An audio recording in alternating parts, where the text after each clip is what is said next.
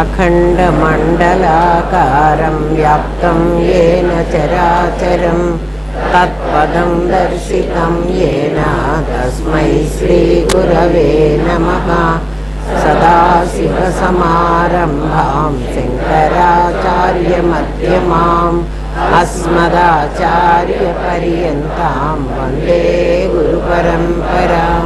गुरुब्रह्मा गुरुर्विष्णु गुरुदेवो महेश्वरः गुरुसाक्षात् परब्रह्मा तस्मै श्रीगुरवे नित्यानन्दं परमसुखदं केवलं ज्ञानमूर्तिं विश्वातीतं गगनसदृशं तत्त्वमस्यादिलक्ष्यम् एकं नित्यं विमलमचलं सर्वधी साक्षिभूतं भावातीतं त्रिगुणरहितं सद्गुरुं तं नमामि।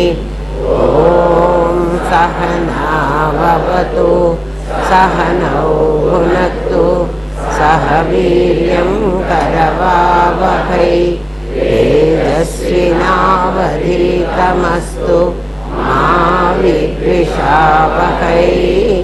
ॐ शान्ति शान्ति शान्तिः।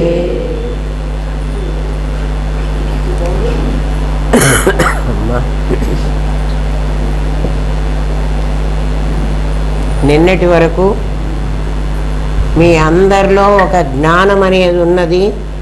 ఆ జ్ఞానమే మీ విభూతి కదా. మీకే ఆలోచన వచ్చింది, మీ ఆలోచనే మీ ప్రపంచం. మీ ఇండివిజువల్గా తీసుకుంటే నిన్న మీకు ఒక ఆలోచన వచ్చింది కదా, 10 స్టోరీ బిల్డింగ్ కట్టినట్టు. ఆ ఆలోచన మీలో నుంచే వచ్చింది, మీకే కనిపించింది, దాన్ని చూస్తున్నది కూడా మీరే కదా. మళ్ళీ మీలోకే లయమైపోయింది. మీలో ఆ ఆలోచన ఎలా వచ్చిందో పరమాత్మలో ఈ ప్రపంచం అలా వచ్చింది. పరమాత్మ చాలా పెద్దవాడుగా ఉన్నాడు. వాళ్ళు కూడా మీకు వచ్చినటువంటిదే వాళ్ళలోకి వచ్చింది. వాడే చూశాడు, ఇంకోడెవడో చూడలే. నీ ఆలోచనని నేను చూశానా? చూడలే కదా. అట్లా పరమాత్మలో కూడా అటువంటి ప్రపంచం అనే ఆలోచన వచ్చింది. ఆ ఆలోచన ప్రకారం ఆయన ఆ దృశ్యాన్ని తానే చూసుకున్నాడు. అది ఆయనలోనే లయమైంది కదా. దృశ్యంగా బయటికి రావాలంటే జ్ఞానం అనేటువంటిది ఒకటి ఉంది నీ దగ్గర. ఇచ్ఛాశక్తి, జ్ఞానశక్తి, క్రియాశక్తిలో జ్ఞానశక్తే ఇటువంటి ప్లాన్లన్నీ వేస్తుంది. పరమాత్మలో అవ్యక్తంగా ఉన్న శక్తి ఇటువంటి వ్యవహారం ఈ ప్లాన్ వేసింది. ఆ ప్లాన్ దేని మీద పడింది అంటే ఒక బృహద్ దర్పణం మీద పడింది, ఒక పెద్ద అద్దం మీద పడింది ఆ బొమ్మ. ఆ అద్దం మీద పడ్డ బొమ్మనే క్రియాశక్తి అనేటువంటిది ఒకటి పనిచేసి మన పంచభూతాలతో పాంచభౌతికంగా ఈ శరీరాలు తయారు చేసింది ఎవరు? అమ్మవారు. సంకల్పం చేసింది ఎవరు? అయ్యగారు కదా. ఆయన సంకల్పం ఆయన ఆకాశంలోనే, చిదాకాశం అంటాం, దాంట్లోనే ప్రతిబింబించింది. అర్థమవుతున్నది కదా అందరికీ కదా. దాని ప్రకారం దాన్ని ఆధారంగా చేసుకుని కంసలివాడు ఎలాగైతే వాడి మనస్సులో తయారైనటువంటి ఆ చిత్రాన్ని నగ మీద తయారు చేస్తాడో, వడ్రంగి వాడు ఎలాగైతే వాడు తయారు చేయాలనుకున్న టేబుల్ని తయారు చేస్తాడో, కుమ్మరి ఎలాగైతే తన మనస్సులో కుండ తయారు చేద్దామా, బాణ తయారు చేద్దామా, మూకుడు తయారు చేద్దామా, వాడు ఏదనుకుంటే అది, అంటే వాడి మనస్సులో ఏదుందో అదే ఇక్కడ తయారవుతుంది. దేంతో తయారవుతుంది? 5 భూతాలతో తయారవుతుంది. అమ్మవారు ఆ పని చేసిందిట. అమ్మవారు ఏం చేసింది? తాను ఉపాదానమైంది.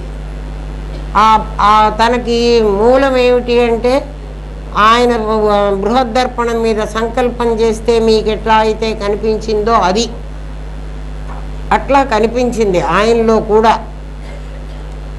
ఆయన దాన్ని చూశాడు, కానీ అనుభవిస్తే ఎలా ఉంటుంది అని కదా ఆయనకు వచ్చిన ఆలోచన. తదేక్షత సో అకామయత బహుశ్యాం ప్రజాయా ఏతి తదేక్షత, అది చూచాట ఆయన. ఈ జీవరాశులని 84 లక్షల జీవరాశులు ఆయన సంకల్ప మాత్రం చేత మీ 10 స్టోరీడ్ బిల్డింగ్ మీ లోపలికి ఎట్లా వచ్చిందో పరమాత్మ లోపలికి అట్లా వచ్చింది. అర్థమవుతోందా? ఆ వచ్చిన దాన్ని ఒక భార్య, ఒక ఇంట్లో ఒక భార్య భర్త ఉన్నారు. ఆ భర్త ఇవాళ నాకు గారెలు తినాలనుంది అని అన్నాడు అనుకోండి, ఇది వాడి సంకల్పం. మీకు అర్థం కావడానికి చెబుతున్నా, పరమాత్మ గారెలు తినాలనిలే, అలా పరమాత్మ అట్లా అన్నాడేమో. ఉదాహరణ ఎప్పుడు కూడా చాలా జాగ్రత్తగా అర్థం చేసుకోండి. కదా మీకు కొంతే అర్థం చేసుకోవాలి, అంతా అర్థం చేసుకోకూడదు. పరమాత్మ ఆ ఇంటి యజమాని ఏమనుకున్నాడు? గారెలు తినాలనుకున్నాడు. ఆ భార్య ఊరుకుంటుందా? వాడు గారెలు తినాలి అని ఒక మాట అనగానే ఆమె ఇంట్లో ఉన్న మినపప్పు, శనగపప్పు, పెసరపప్పు, ఏవో పప్పులన్నీ కలిసి వాటిని ఏదో కలిపి కదా, ఎక్కువ లేవనుకో వాళ్ళ ఇంట్లో, ఇన్ని శనగపప్పులు, ఇన్ని మినపబేళ్ళు, కొన్ని ఉన్నాయనుకో, అంతవరకైనా వాటిని నానబెట్టి చిన్న చిన్న వడలన్నా చేసి వాడికి పెడుతుంది కదా, అది క్రియ. అట్లా అమ్మవారు ఆయన సంకల్పం చేసి బృహద్దర్పణం మీద పడినటువంటి దృశ్యాన్ని ఆవిడే పంచభూతాల ద్వారా ఆ రూపాలని తయారు చేసింది. అందుకని ఇవన్నీ తయారైన వస్తువులు. ఏవి? పంచభూతాలతో తయారైనవి. అయితే ఇది మీరే చెప్తున్నారా అండి? ఈ ప్రపంచాన్ని చూసి భర్త అడగటం, భార్య చెయ్యడం, ఇవన్నీ మీరు చూసి మీరు ఇట్లా మాకు చెప్తున్నారా? నేను అట్లా మీకు చెప్పడం లేదు. అమ్మవారే మీరు బ్రహ్మాసురు, విష్ణువు, మహేశ్వరులు అని 3 ఉన్నారు అంటున్నారు. వాళ్ళు 3 నిజంగా లేరు. లలితా సహస్రనామంలోనే సృష్టికర్త్రీ అన్నాడు. సృష్టికర్త్రీ, సృష్టిని చేశాడు అనలే. బ్రహ్మదేవుడు చేసి ఉంటే చేశాడు అనేవాళ్ళు కదా, కర్త అనేవాళ్ళు. మరి ఎందుకు మీరందరికీ బ్రహ్మదేవుడికి ఆ పేరు వేశారో నాకు తెలియదు. సృష్టించింది ఎవరు? సృష్టికర్త్రీ బ్రహ్మరూప. ఆమె బ్రహ్మరూపం ధరించింది. ఎవరామె? ఆ అమ్మవారు ఎక్కడి నుంచి వచ్చింది? అందుకే గీతలో ఏమన్నాడంటే, ఈ ప్రపంచమంతా కూడా, ఆ గాలి రావట్లేదురా కొంచెం అనరా, ఈ ప్రపంచం అంతా కూడా దైవీ హేషాగుణమయ్యి అని చెప్పాడు. ఈ ప్రపంచమంతా గుణమయ్యి అయిన అమ్మవారి స్వరూపం. అందుకని ఇక్కడ స్త్రీ అయినా పురుషుడైనా అమ్మవారే, వేరే ఇంకోళ్ళు ఎవరు లేరు. మరి ఆ అమ్మవారు స్వతహాగా తను చెయ్యలేదు కదా. అంటే అమ్మవారే అంటే ఇదంతా సద్రూపమే. ఈ కనపడుతుందంతా సద్రూపమే. అంటే సద్రూపం ఏమిటి అంటే మన శరీరాలన్నీ సద్రూపం. ఈ సద్రూపంలో ఒక చిత్తు ప్రవేశించకపోతే అచ్చ సత్తు ఏం చెయ్యలేదు. అందుకని తత్ సృష్ట్వా, దీన్ని సృష్టించి, తదేవ అనుప్రావిశత్, ఎవడో దీంట్లో చేరాడు. దీన్ని ఒకడు సృష్టించాడు, దాంట్లో ఒకడు చేరాడు. దాన్ని సృష్టించిన వాడెవడు అంటే సృష్టికర్త్రీ బ్రహ్మరూప. ఆమె సృష్టించేసింది, తానే బ్రహ్మమైంది, బ్రహ్మము కాదు. అంటే సృష్టి చేయాలంటే ఎవరు కావాలి? బ్రహ్మదేవుడు కావాలి కదా, బ్రహ్మదేవుడు కాదు. మరి ఇదేందుకండి అందరూ బ్రహ్మదేవుడు సృష్టించాడు, ఆ సరస్వతి సృష్టించలేదని అంటారు కదా. బ్రహ్మదేవుడు కదా సృష్టించింది అంటే బ్రహ్మదేవుడు కాదు, పరమాత్మ సంకల్పం. అంటే సంకల్పం ఎవడు చేశాడో చెయ్యాలి అని వాడు కర్త అవుతాడు. ఎవడు సంకల్పం చేస్తాడో వాడు కర్త అవుతాడు. అందుకని ఆ పని ఇప్పుడు మన ఇంట్లో పెళ్లి చేయాలనుకోండి, మా అమ్మాయి పెళ్లి చేస్తున్నాను అని ఎవరంటారు? నా ఇంటి యజమాని అంటాడు కదా. ఆయన ఒక్కడే చేస్తున్నాడు, ఆయన అసలు కూర్చుంటాడు. ఎవరు చేస్తారు? ఇంట్లో అందరూ పని చేస్తారు, నడువులు విరిగేటట్టు కదా. ఆయనేమో కూర్చుంటాడు. ఆయన అదే చెప్పాడు, నేనేం చెయ్యలేదు, మయా అధ్యక్షేణ ప్రకృతే సూయతే సచరాచరం, ఈ ప్రపంచమంతా ప్రకృతే కన్నది అన్నాడు. కన్నది అన్నప్పుడు ఆ కనే పని ఎవడికి పెట్టాలి అంటే ఆమెకు పెట్టాలి. అందుకని ఆమె పేరేమిటి? సృష్టికర్త్రి, బ్రహ్మరూప, గోప్త్రి, గోవింద రూపిణి. ఆమె గోప్త్రి రహస్యంగా పెట్టుకుందిట. ఏమిటి? ఈ పని చేశానని. ఎవరి గంట కట్టింది ఆ పని? చేసిందేమో ఆమెనే. ఆమె ఏమీ లోపల పెట్టుకోకుండా ఆయన చేశాడని చెప్పింది. అందుకని ఈ రహస్యాన్ని గోపనంగా పెట్టుకుంది. గోపనంగా ఎవడు పెట్టుకుంటాడో వాడు గోప్త్రి, రహస్యంగా పెట్టుకున్నాడు. అందుకే గోపిక, గోపికలు రహస్యంగా పెట్టుకున్నారట. ఏం పెట్టుకున్నారంటే గోపికలందరికీ భర్తలు ఉన్నారు, వాళ్ళందరూ కృష్ణుడిని ప్రేమించారన్నారు, ఆ కృష్ణుడి దగ్గరికి వచ్చాడన్నారు. మన కథలు చూస్తున్నాం కదా. అందుకని అది గోపనంగా పెట్టుకున్నారు కాబట్టి గోపికలు అయినారు వాళ్ళు. గోపనం అంటే రహస్యం. రహస్యం ఏమిటి? రహస్యం అంటే తయారు చేసింది ఆమె, తయారు చేశాడనే క్రెడిట్ ఆయనకి. అది గోప్త్రి, గోవింద రూపిణి, సంహారిణి, రుద్రరూప. ఈశ్వరుడు లయం చేశాడని మనం అంటున్నాం, కానీ రుద్రుడుగా కూడా ఈమెనే. అంటే ఈమె సత్వగుణంతో ఉండి ఒక వేషం, రజోగుణంతో ఉండి మరొక వేషం, తమో గుణంతో ఉండి ఇంకొక వేషం వేసింది. అంటే అప్పుడు బ్రహ్మ విష్ణు మహేశ్వరులనే ముగ్గురు అమ్మవారి యొక్క వేషాలు. వేషాలని ఎందుకు అంటున్నామంటే అదెన్ని దీపం కాదు, దీపపు కాంతి. అమ్మవారు ఎవరు అంటే పరమాత్మ కాదు. కాదు అంటే పరమాత్మ లేకపోతే అందులోంచి వచ్చిందే కదా. అందుకే పరమాత్మ గీతలో కూడా అంటాడు, సదసత్యాహమర్జున, నేను సత్తువు కాదు అసత్తువు కాదు అంటాడు. సత్తు కాదు అంటే ఓ అయితే అసత్తులే అనుకుంటాం మనం. అసత్తు కూడా కాదంటే మరి సత్తు ఆడపిల్ల కాదు మగపిల్లవాడు కాదు, మరి ఎవడు పుట్టాడు రా వాడికి? అంతే కదా. అట్లాంటిది అంటే సదసత్యాహమర్జున అంటాడు. నేను సత్తు అసత్తు కూడా నేనే అన్నాడు. మీకు మామూలుగా శంకర భగవత్పాదులు ఏమంటారంటే సత్సంగత్వే నిస్సంగత్వం, నిస్సంగత్వే నిర్మోహత్వం, నిర్మోహత్వే నిశ్చలతత్వం, నిశ్చలతత్వే జీవన్ముక్తి. నువ్వు జీవన్ముక్తి పొందాలంటే ఇన్ని స్టేజెస్ ఉన్నాయిరా. ఈ స్టేజెస్లో సత్సాంగత్యం చెయ్యి. సత్సాంగత్యం అంటే మనం ఏమనుకుంటామంటే ఎవడైనా మంచిగా చెప్పేవాడు, చాగంటి వారల్లే ప్రవచనాలు చెప్తుంటే అట్లాంటి వాళ్ళు గరికపాటి వారో చాగంటి వారో చెప్తున్నారు కదా, వాళ్ళ సత్సంగంలో వెళ్ళి కూర్చోరా అనే అర్థం. అంతేనా? కాదు. నిజంగా అయితే అదే అర్థం కాదు. ఏం చేయమన్నాడు? సత్తుతో సాంగత్యం చెయ్యి. సత్ అంటే ఏది? నీ లోపల ఒక సత్తు ఒక చిత్తు రెండు ఉన్నాయి కదా. నీ లోపల ఏమున్నాయి? ఒక సత్తు ఉంది, ఒక చిత్తు ఉంది.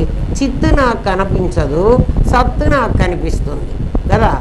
నాకు కనిపించేటువంటి సత్తుతో సాంగత్యం చేస్తే ఆ సత్తులో ఒక చిత్తు ఉంది కాబట్టి ఆ చిత్తు నీలో చిత్తు ఉందని నీకు చెప్తుంది.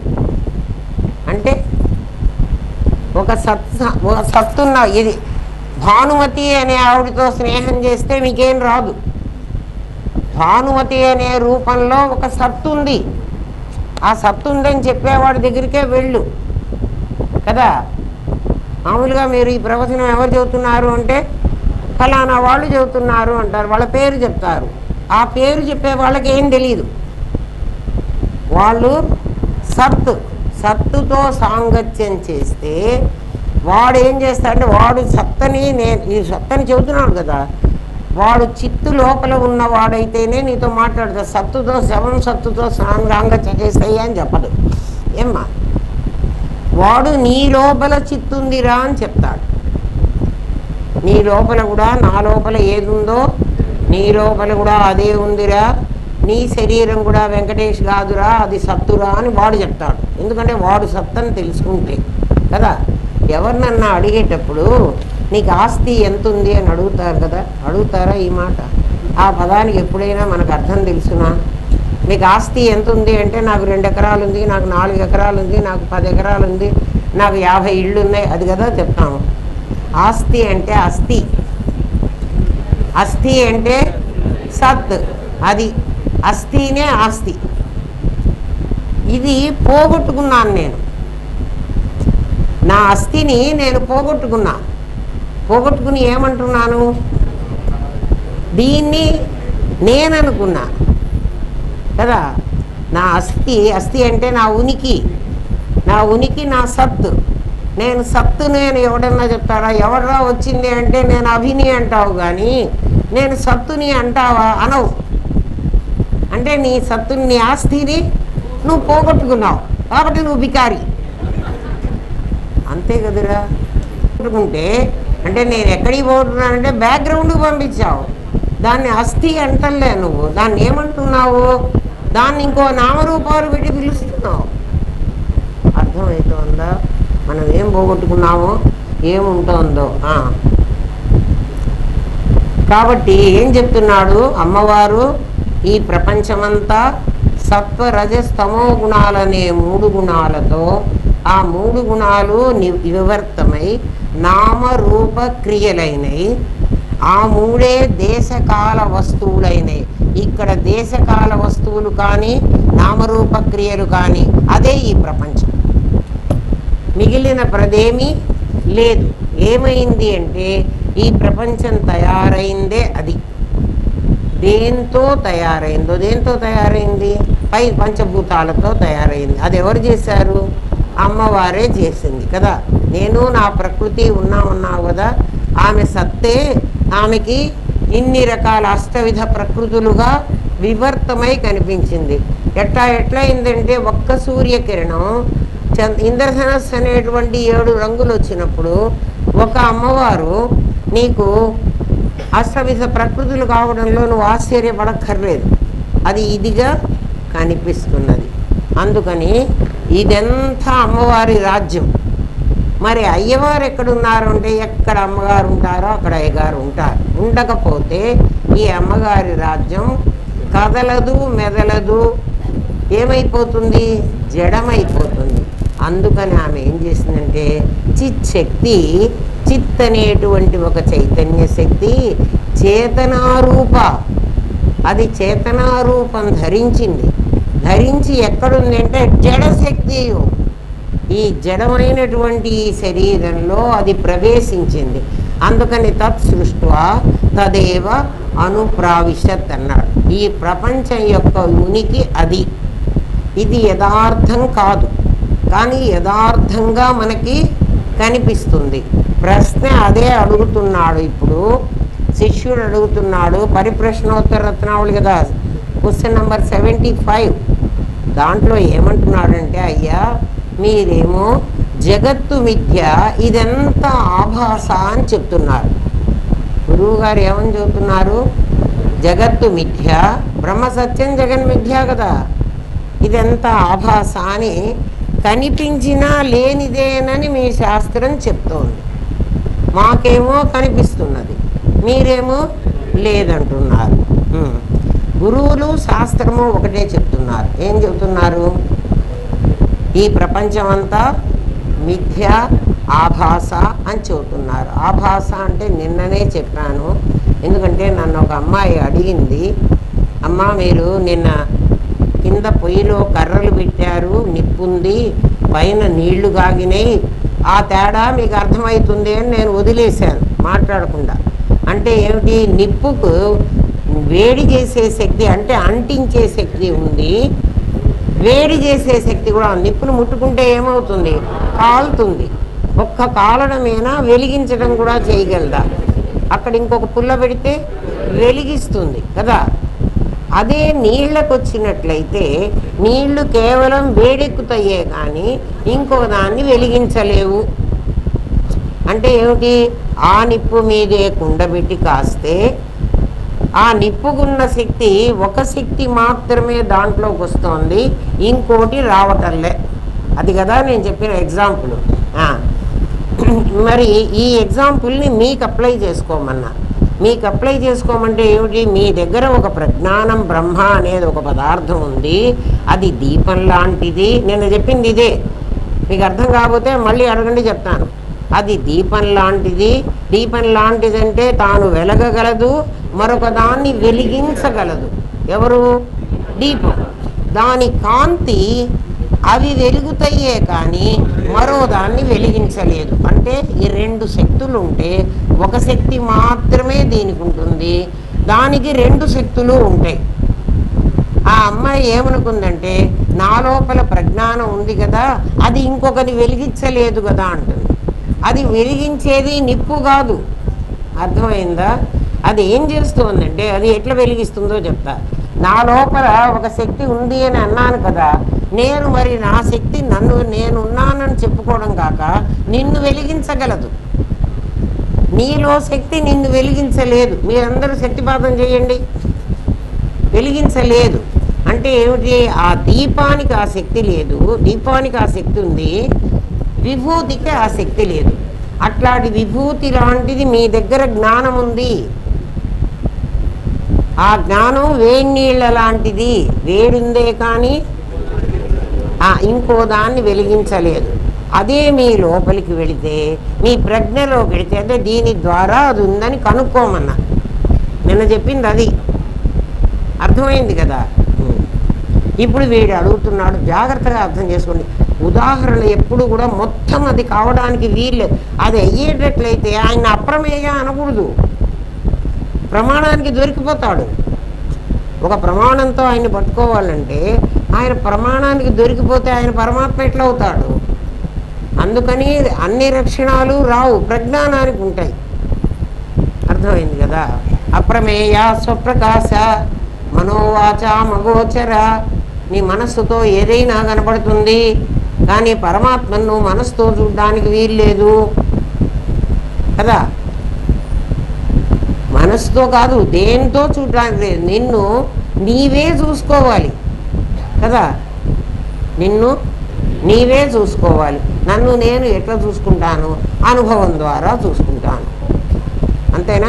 నా అనుభవం ద్వారానే నన్ను నేను తెలుసుకోగలను. అందుకనే గురువు ఏం చెప్తాడు? మొన్న నిన్ననే చెప్పారు, తత్ సమన్వయాత్. తత్తుని సమన్వయం చేసి తత్వమసి మహావాక్యం చెప్పి, త్వం అనేది లేదురా నాయన, ఉండేది తత్తే. ఆ తత్తు నీ లోపలే ఉంది. అంటే నీ లోపల ఉన్నది తత్తు, ప్రజ్ఞాన ఘనం అనే పేరుతో ఆ తత్తు నీ లోపల ఉంది. అది త్వంగా చలామణి అవుతోంది. కాబట్టి ఈ త్వమ్మని ఆ తత్తుతో కలుపు. అది చెప్తాడు గురువు కదా. ఇప్పుడు వీడి ప్రశ్న ఏమని అడుగుతున్నా అంటే దాని కంటిన్యూషనే. అయ్యా మీరేమో జగత్తు మిథ్య అంటారు, ఇదంతా ఆభాస అంటారు, కనిపించినా కూడా లేనిదే అని శాస్త్రం చెప్తోంది, గురువులకు చెబుతున్నారు. కానీ సామాన్యుడికి జగత్తు వాస్తవంగా కనిపిస్తోంది. ఇది చాలా నిజమని నాకు తెలుస్తోంది. నిజంగా ఆలోచించండిరా. నిన్ననే నయనం చిందాంతి శస్త్రాణి నయనం దహతి పావక అన్న శ్లోకానికి అర్థం తెలుసుకున్నాం కదా. ఏమిటి నయనం చిందంతి శస్త్రాణి? నీ జ్ఞానం అనేటువంటి, నువ్వు ఏ జ్ఞానం అయితే నీ బిల్డింగ్ను కట్టిందో ఆ జ్ఞానం, అది నిప్పుతో కాల్చబడదు, గాలితో ఎండింపబడదు, నీటితో తడపబడదు కదా. పంచభూతాలు దాన్ని ఏమీ చెయ్యలేవు కదా. ఇప్పుడు నువ్వేమంటున్నావు? నాకేమో ఈ ప్రపంచం అంతా కనిపిస్తున్నది, నిజమని అనిపిస్తున్నది అన్నావు కదా. నిజమని అనిపిస్తే నిప్పు నాకు ఇక్కడ పెట్టి నా చెయ్యి పెడితే కాలుతుంది. నువ్వేమంటున్నావు? నిప్పు కాలుస్తోంది, నాకు ఈ అనుభవం నాకు తెలుస్తోంది అంటున్నావు. జాగ్రత్తగా వినండి. నిప్పు ఏమంటోంది? నిప్పు నువ్వేమంటున్నావు? నేను నిప్పును ముట్టుకుంటే నాకు నిప్పు కాలుస్తున్నది కదా, నేను పైన నెత్తి నీళ్లు పోసుకుంటే నా శరీరం తడుస్తున్నది కదా, నాకు ఎండవేడి తెలుస్తోంది కదా. ఏదన్నా ఓ కత్తితో గుచ్చినా చిన్న సూది గుచ్చినా నాకు దెబ్బ తగులుతోంది కదా కదా తగులుతోంది, అది నీ అనుభవం. మరి నాకు తగలదు ఏమీ కాదు అని మీరు చెప్తుంటే నన్ను ఎట్లా నమ్మమంటారు అని అడుగుతున్నాడు.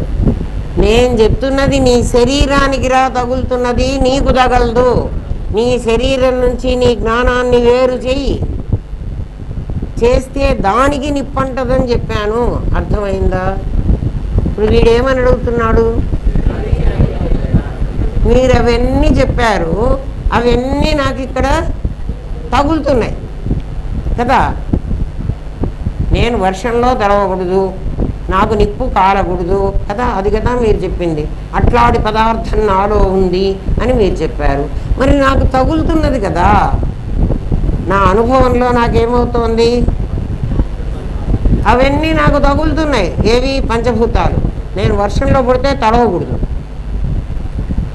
నువ్వు తడవని మేము చెప్పలేదురా. ఎవరు తడవదని చెప్పాను? నీ జ్ఞానం తడవదని చెప్పాను. ఆ జ్ఞానమే నువ్వు అని చెప్తున్నాం మేము. నువ్వేమనుకుంటున్నావు? అది తప్పు చేసావు. నువ్వు నాదిని నేను అనుకుని నేను క్వాలిటీస్ అన్నీ నాది మీద పడేసి కదా, నాదికి సరిగే అనుభవాలన్నీ నేను కంటగడుతున్నావు. నేను అనుభవాలు లేవు. ఎందుకంటే నీ చెయ్యి కాలుతోంది కానీ నీకు మనస్సు కాలటం లేదు. ఎవడైనా ఆ బర్న్స్ అన్నీ జరుగుతాయి చూడండి రా హాస్పిటల్లో, కాల్పులు కాల్చిన వాళ్ళ వార్డు, అదొక వార్డు ఉంటుంది కదా. మా గురుదేవులు చాలా కంపు కొడుతూ ఉంటుంది ఆ వార్డులోకి పోతేనే. మా గురుదేవులు మమ్మల్ని అక్కడికి పంపించి వాళ్ళని కనుక్కోమన్నారు. వాళ్ళని, అమ్మా నీకు కాలింది కదా, ఈ కాలిన మంట మనస్సు కాలిందా శరీరం కాలిందా? మనస్సుకు కాలలే కదా. డాక్టర్ గారిని అడిగితే వాళ్ళు 80-60% కాలిపోయినారండి, కొన్ని రోజులన్నా బతకరు, వాళ్ళు పోతారు అని చెప్పేవాళ్ళు. 80%-60% ఏం కాలింది? శరీరం కాలింది కదా. లోపల ఉన్నటువంటి మనస్సే కాలలే. మనస్సే కాలకపోతే జ్ఞానం కాలుతుందా? ఏ జ్ఞానమైతే నీ శరీరం కాలింది అని చెప్తోందో కదా, అప్పుడు అది ఏమవుతుంది? అది దానికి ఎగనిస్ట్గా చూసేదవుతుంది. ఏది? ఆ జ్ఞానం. అది కాలితే నేను కాలేను అనేది కదా. ఆ మనుషుల్ని మేము అడిగినప్పుడు అమ్మా నీకు ఏం కాలింది అంటే నా ఒళ్ళు కాలింది అంటున్నారు కానీ నేను కాలేను అంటలేదు. మీకు అర్థమవుతోందా? అంటే నీ దృష్టి ఏమిటి? నీ దృష్టి నాదిని నేను అనుకునే దృష్టి. ఇప్పుడు వీడు అదే అడుగుతున్నాడు. మీకు ముందు తెలుసు కాబట్టి వీడి క్వశ్చన్ మీకు అర్థం చేయించగలుగుతున్నా. ఏమడుగుతున్నాడంటే, సామాన్యుడికి జగత్తు వాస్తవంగా కనిపిస్తున్నది, కాలిన వాడికి తను కాలినట్టే అనిపిస్తున్నది, నిజంగా కాలింది వాడు కాదు. అనుభవాన్ని కాదంటే నేను ఎలా నమ్మాలి? వాడిది ప్రశ్న అది. అయ్యా నా అనుభవం ఇది, నేను నిప్పు ముట్టుకుంటే కాలుతున్నది, నేను వానలో తడిస్తే తడిసిపోతున్నాను కదా. గాలికి ఇదిగో చూడు, నాకు గాలి లేకపోతే బాధ ఉంది, గాలి కావాలని అనిపిస్తోంది. అన్నీ 5 భూతాలు కూడా. ఒరే ఇది 5 భూతాలు అనిపిస్తున్నది నీ పాంచభౌతికమైన శరీరానికి, నీకు కాదు కదా. నీకు గాలి అవసరం లేదు, నీకు వెలుతురు కూడా అవసరం లేదు, నువ్వు చీకట్లో కూడా ఉండగలవు. చూడు, చీకట్లో మీరు కూర్చొని ఉన్నారనుకోండి కదా, ఎవర్రా అక్కడ ఉన్నారా అంటే, ఒరే నువ్వు ఉన్నావా అంటే నేను ఉన్నాను అంటావా? లైట్ వేసుకొని చూసి నేను ఉన్నాను అంటావా? మరి నువ్వు ఉన్నావని నీకు ఎలా తెలుస్తోందిరా? నీ జ్ఞానం నీకున్నానని చెప్తోంది. అంటే అక్కడ ఉన్నది ఎవరు? నీ జ్ఞానం. ఏమున్నదని చెప్తోంది? శరీరం ఉన్నదని చెబుతోంది. శరీరాన్ని నేననడం దానికి అలవాటైంది కాబట్టి నువ్వు ఉన్నావా అని నువ్వు వాడిని అడిగితే, వాడిని అడిగింది నువ్వు ఉన్నావా అంటే నువ్వు అనేవాడివి ఉన్నావా అని. వాడేమంటున్నాడు? నేను ఉన్నాను అంటున్నాడు. అంటే ఆ నేను ఆ నీవు అనే దాన్ని రెండింటినీ నువ్వు ఎట్లా కావాలంటే అట్లా వాడేసుకుంటున్నావు. ఒకసారి అవసరం కానప్పుడు నాది అంటావు, అవసరమైనప్పుడు అదే నేనంటావు. ఆలోచించరా, ఇది జ్ఞానంరా, ఇది నువ్వు తెలుసుకోవాల్సింది, అంతకంటే ఏం లేదు. అందుకే నీకు తెలిస్తే ఇది చాలా తేలిక, తెలియకపోతే అమ్మో చాలా కష్టం. ఏంట్రా ఇట్లా చెప్తున్నారు అని. ఇప్పుడు చూడండి, ఇది తీసేశారు, ఏమన్నా మీకు కనపడుతున్నదా? పొట్టి అల్యూమినియం ఫాయిల్ కనపడుతోంది. ఇది పరమాత్మ. పరమాత్మ సద్ఘన చిద్ఘన ఆనందఘనం. వీడు ఏ రకంగానూ వీళ్ళలో ఏ మార్పు లేదు. ఇందులో మనిషిని కానీ చేపను కానీ పిట్టను కానీ దూర్చడానికి కూడా వీల్లేదు కదా, దీని మీద గీయడానికి కూడా వీల్లేదు. అలాంటిది పరమాత్మ. ఎప్పుడు పరమాత్మ అంటే ఇదే గుర్తుపెట్టుకోండి మీరు. దీని మీద ఏ ఆకారము లేదు. దీంట్లో నుంచి తస్మాత్ ఆత్మనః ఆకాశ సంభూతః, ఒక ఆకాశం పుట్టింది. ఆకాశం పుట్టింది అంటానికి వీల్లేదు. ఆకాశం అదే ఆకాశంలాగా అయింది అనుకోవాలి. ఎందుకంటే ఆకాశం పుట్టింది అని బృహదారణ్యక ఉపనిషత్తు చెప్తే సంభూత అన్న పదానికి పుట్టుట అనే అర్థం ఉంది. అందులో నుంచి ఆకాశం పుట్టింది అంటే నాలో నుంచి నా కొడుకు పుట్టాడు. పుడితే ఏమవ్వాలి? నేను వేరవ్వాలి, వాడు వేరవ్వాలి. అద్వైతంలో రెండు కావడానికి వీల్లేదు, ఒకటే కావాలి. అందుకని సంభూత అన్న పదానికి బ్రహ్మసూత్ర భాష్యం రాస్తూ, బ్రహ్మసూత్రాలు ఎవరో బాదరాయణ మహర్షి రాశాడు, దానికి భాష్యం శంకర భగవత్పాదులు రాశారు. వారు రాస్తూ ఏమన్నారంటే సంభూత అన్న పదానికి పుట్టింది అనే అర్థం తీసుకుంటే అద్వైతం నిలబడదు, అందుకని అదే ఇదిగా కనిపించింది అనుకోమన్నారు. సంభూత అన్న పదానికి ఏం చెప్పారు? అదే ఇదిగా కనిపించింది. ఇప్పుడు ఇదే ఇదిగా ఇవన్నీ చూసుకోవాకండి మీరు, ఒట్టి బ్లాక్ పేపర్. ఇప్పుడు అదే ఇదిగా కనిపించింది అంటే ఏముంది దానికి? ఈ వైట్నెస్ ఇవన్నీ మీరు కట్ చేశారు కాబట్టి నాకు ఇది కనపడుతోందిరా. ఇది కనపడకుండా ఒట్టి నల్ల కాగితం. కాసేపు అట్లా అనుకోండి, అంటే ప్రజ్ఞాన ఘనం ఎంత అయిందో ఇది కూడా అంత అయింది. అది ఎట్లా వచ్చింది అంటే మీ లోపల మీరు ఊరికే కూర్చున్న మీరు నా లోపల ఒక 10 స్టోరీడ్ బిల్డింగ్ కావాలి అని అనుకుంటే అక్కడ ఒక ఖాళీ లేకపోతే ఆ బిల్డింగ్ ఎక్కడో పెడతారు. అర్థమైందా? అక్కడ ఒక ఖాళీ ఉండి తీరాలి. ఉందే ఆ ఖాళీ ఇది. ఆ ఖాళీ అని మళ్ళీ మీ దగ్గర ఖాళీని మీరు గుర్తు చేసుకోండి. నిన్నటిదే మీ దగ్గర ఖాళీలో ఏముంది అని నేను అడిగాను అనుకో, ఏమి లేదు. ఎందుకంటే ఆలోచన వచ్చేంత వరకు అక్కడ ఏమీ లేదు. ఏమీ లేదంటుంటే దాని కింద ఇది ఉంటే నువ్వు ఇది ఏమీ లేదంటున్నావు. అర్థమైందా? అందుకని ఇది నల్లగా ఉంది. నీకు అర్థమైందా కదా? నువ్వేమంటున్నావు? భరత్ పక్కన ఏముందిరా అంటే ఏం లేదన్నాడు. ఏం లేదంటే అక్కడ నేను పంచభూతాలు ఉన్నాయిరా అన్నాను కదా, అక్కడ పరమాత్మ కూడా ఉన్నాడు రా అన్నాను. నాకు కనపడలేదు కదా అన్నాడు కదా. నీకు కనపడరా? నువ్వు అద్దం పెట్టుకున్నావు కాబట్టి నువ్వు భరత్ గాడివి అయినావు. ఇక్కడ కూడా అద్దం పెడితే ఇక్కడ ఇంకో భరత్ కాబట్టి ఇంకో శత్రుఘ్నుడు వస్తాడు కదా కదా, లేకపోతే లక్ష్మణుడు వస్తాడు, ఎవడో ఒకడు కదా. నా దగ్గర వాడి జేబులో ఇన్ని బెలూన్లు ఉన్నాయిరా, ఒక బెలూన్లో గాలి ఊపారా, వెంటనే ఇంత బుగ్గ వచ్చిందిరా. ఈ పక్కన బెలూన్లో ఊపితే ఇక్కడ బుగ్గ రాదా? ఈ బుగ్గ వీడెందుకు వచ్చాడు అని వీడు అడుగుతాడా నాన్న? అది ఏం లేదని నువ్వు అంటున్నావంటే అక్కడ ఉన్నది నీకు తెలియలేదు. అది అజ్ఞానం, ఇది అజ్ఞానం. అందుకని నల్లగా పెట్టాను దాన్ని. అది ఎంత ఎంతుంది అంటే పరమాత్మ ఎంతున్నాడో అంత ఉంది. అంటే ఇప్పుడు దీన్ని మీరు ఈ ఆకాశంతో పోల్చుకోండి. ఇప్పుడు మీకు కనిపిస్తున్న ఆకాశం, ఆకాశం అంటే పైది కాదు, ఇదంతా అర్థం అవుతుందా నాయన? అర్థం అవ్వకపోతే నేను ఏం చేయలేదు. అంతకంటే ఇంకేం చెప్పమంటారా నన్ను? ఇది ఆకాశ సంభూత. ఈ ఆకాశం ఏం చేసిందంటే దీంట్లో నుంచే వాయువు, దీంట్లో నుంచే అగ్ని, దీంట్లో నుంచే జలము, దీంట్లో నుంచే పృథ్వీ. అందుకే సైన్స్ ఏమంటుందంటే స్పేస్ వాస్ అయింది అంటుంది. స్పేస్ అంటే ఖాళీ, ఇదంతా ఖాళీగా ఉంది. ఈ ఖాళీలో ఒక కదలిక వచ్చింది.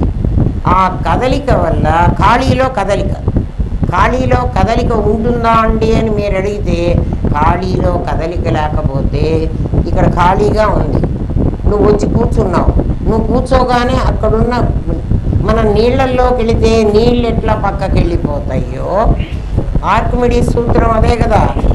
ఆర్కిమిడీస్ ఏమన్నాడు? నీళ్ళల్లో ఒక బరువైనటువంటి వస్తువును కనుక వేస్తే కదా, ఆ వస్తువు ఎంత మేర ఆక్రమించిందో ఆ నీళ్ళు అంత పక్కకు పోతాయి కదా. ఆ నీళ్ళు ఎంత పైకి వస్తే ఆ వస్తువు బరువు అంత.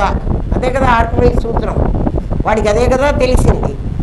అట్లా ఈ ఆకాశం అనేటువంటిది కదిలి పక్కకు పోతేనే అక్కడ నువ్వు కూర్చున్నావు. అర్థమవుతుందా? ఆకాశంలో కదలిక ఏర్పడితే అది వాయువు అనుకోమన్నారు, గాలి. ఆ గాలి ఎందుకు కదిలిందిరా అంటే దీని లోపల ఉన్న గాలి ఒక లోయర్ ప్రెషర్లోకి హయ్యర్ ప్రెషర్లో నుంచి వెళ్ళాలి. అది దాని పని. ఎక్కడ ఖాళీగా గుంత ఉంటే చూడండి, ఇక్కడ ఏం లేదంటారు మీరు, ఇక్కడ గాలి ఉంది అని నేను చెప్తున్నా. ఈ గాలి ఎందుకు వీస్తున్నది? ఎక్కడైతే గుంతలు ఉన్నాయన్నమాట, ఒక గుంత ఉంటే ఆ గుంతని ఫిల్ చేయడానికి ఈ ఎక్కువ ఉన్న గాలి ఇక్కడికి వస్తుంది. మనకు కనపడదు, జ్ఞాననేత్రంతో చూస్తే కనపడుతుంది కదా. నీ జ్ఞానంతో చూస్తే నీకు అర్థమవుతుంది కదా, లేకపోతే అర్థం కాదు. ఏమైంది? కదలిక ఏర్పడితే దాంట్లో కదలిక ఎందుకు వచ్చింది అని మళ్ళీ అడగాలి. ఆకాశంలాగా ఇది ప్రజ్ఞాన ఘనం ఉన్నట్టు తాను ఉండి చావచ్చు కదా, అది ఎందుకట్లా కదిలి చావాలి? దాంట్లో నిజంగా కదలిక ఉందా, కదలిక లేదా అంటే నిజంగా కదలిక లేదు, కదలిక ఉన్నట్టు నీకు కనిపిస్తోంది. అది ఎట్లా కనిపిస్తుంది అంటే ఎక్కడైనా నీళ్లు చూడండి మీరు కదా, చెరువు కానీ మరి కాలువ కానీ మన బస్సులోనో రైల్లోనో పోతూ ఉంటే అక్కడక్కడ మనకి నీళ్లు కనపడతాయి. ఆ నీళ్లు ఇట్లా మెరుస్తూ కనపడతాయి చూడండి, కదులుతూ కదా. అక్కడికి వెళ్ళి చూడండి, నీళ్లు కదలవు, ఇట్లనే ఉంటాయి, మనకు కదిలినట్లుగా. అప్పుడు ఏమంటా అంటే నీళ్ల మీద ఒక తళ మెరుస్తోంది అంటాం కదా. మెరుస్తూ కనపడిందా లేదా? అది ఎట్లా కనపడింది? అది కదులుతున్నట్లుగా కనపడింది. అట్లా గాలి కదిలింది, స్పేస్లో గాలి కదిలింది. ఆ కదిలేటువంటి శక్తికి పేరు ఉద్వేళన అని పేరు. ఉద్వేళన శక్తితో అది కదిలితే కదలిక వల్ల ఘర్షణ పుట్టింది. ఎక్కడ ఘర్షణ పుడుతుందో రెండు పదార్థాలు కదా కదలడం అంటే, గాలి వీచినప్పుడు లోయర్ ప్రెషర్కి హయ్యర్ ప్రెషర్ నుంచి వచ్చినప్పుడు అది ఘర్షణ. ఆ ఘర్షణ వల్ల వేడి పుడుతుంది, అది అగ్ని. అవునా కాదా? ఆ అగ్ని దగ్గర రెండు మేఘాలు కొట్టుకున్నాయి అనుకోండి, వెంటనే మెరుపు వస్తోంది, ఉరుము కూడా వస్తోంది. మరి అక్కడ ఏముంది? ఎవడన్నా డమ్మ మోగించాడా? మరి అన్ని మోగుతున్నాయే మనకి. అగ్ని పుట్టింది. ఆ అగ్ని తర్వాత ఆ ఘర్షణ వల్ల అగ్ని పుట్టింది. ఆ అగ్ని కొంతసేపటికి చల్లబడితే జలం అవుతుంది. ఆ జలం గట్టిపడితే పృథ్వీ అవుతుంది కదా. అది సొలిడిఫై అయితే పృథ్వీ ఏర్పడుతుంది. అట్లా ఈ ప్రదేశంలో, ఈ ఆకాశంలో ఇవన్నీ కూడా ఏర్పడ్డాయి. ఈ గట్టిపడి ఏమైందంటే చూడండి, ఇక్కడ ఒక మనిషి ఆకారం వచ్చింది. ఇదంతా గట్టిపడింది. గట్టిపడి ఏం చేసిందంటే ఈ ఆకాశం ఇక్కడి వరకు కట్ చేసుకుని ఒక ఆకారం ఏర్పాటు చేసుకుంది. ఆ ఆకారంలో మళ్ళీ ఈ ఈ మీకు కనపడుతున్న అల్యూమినియం ఫాయిలే కనపడాలి. ఇది ఇది నేను, ఇది నాది. మీరు అర్థం చేసుకోండి. ఇంకా ఇంతకంటే బొమ్మలు వేయడానికి నా చేత కాదురా, చెప్పడానికి కూడా రాదురా. ఇప్పుడు ఈ లోపల ఉన్నటువంటి ఈ కాగితం ఏ మార్పు చెందకుండా మార్పు చెందినట్టుగా కనపడుతుంది. చూడండి, ఇక్కడ కాళ్ళు అయింది, ఇక్కడ తల అయింది, ఇక్కడ చేతులు అయినాయి. అయినయ్యా? అవలేదు. మరి నాకు చేతులు కాళ్ళు కనపడుతున్నాయి కదా. ఈ మార్పు చెందిందల్లా ఈ పైన పొట్టిన కాగితం. పైన ఉన్న కాగితం అంటే 5 భూతాలతో ఉన్న ఈ ఇప్పుడు మొత్తం నీకు ఇక్కడ ఏనుగు కనిపించినా, ఇక్కడ తామర పువ్వు కనిపించినా, ఇక్కడ చందమామ కనిపించినా, ఇక్కడ బర్డీ కనిపించినా, పక్షి, ఇక్కడ నెమలి, ఇదిగో ఇదేమిటో ఇది బటర్ఫ్లై. బటర్ఫ్లై సరిగ్గా రాలి. ఇక్కడ ఒక మ్యాంగో ఫ్రూట్, ఇదిగో ఒక ట్రీ, ఇక్కడ ఒక పాట్, ఇక్కడ ఒక నది, నదిలో జలం, కొండ, ఇంకా కొండకి సూర్యుడు కూడా రావాలి. ఇప్పుడు ఈ అల్యూమినియం ఫాయిల్ ఇన్ని రూపాలు ధరించిందా? నాకు కనపడుతుంటే నువ్వు ధరించలేదంటే నేను ఎట్లా నమ్మాలి? వాడు అడిగాడు, ఒరే ఇది ఆభాసరా, అది వస్తువురా, ఇది వస్తువు, ఇది పొందిన ఆభాస, అది దీపం, ఇది దాని కాంతి, అందుకని అది వస్తువు, ఇది విభూతి. ఇప్పుడు అర్థమైందా? అట్లా మీరందరూ ఇట్లా వచ్చిన ఇది కుండ అంటాం ఎంత నిజమో, వాడు భరత్ అంటాం, వీడు రవి అంటాం అంత నిజం. అంటే రవిగా నాకేం కనపడుతోంది అంటే చిత్ అనేటువంటి చైతన్యం కనపడుతోంది. వీడుగా ఎవడు కనపడుతున్నాడు అంటే చైతన్యమే కనపడుతోంది. ఆ చైతన్యం కనపడినప్పుడు రవి పేరు నాకు గుర్తురాదు. ఒరే నీ పేరేమిట్రా అని అడగదు. వాడు నాకు రోజు తెలుసు. అప్పుడు ఏం చేస్తాను అంటే వాడెవడో నాకు తెలియదు. ఎందుకని? ఇది చూసిన వాడికి ఇది కనపడదు కదా, ఇది చూసేవాడికి ఇది కనపడదు. ఇప్పుడు ఆభాస అర్థమైందా? అంటే నీ దృష్టి జ్ఞానమయీం కృత్వా పశ్యేత్ బ్రహ్మమయం జగత్.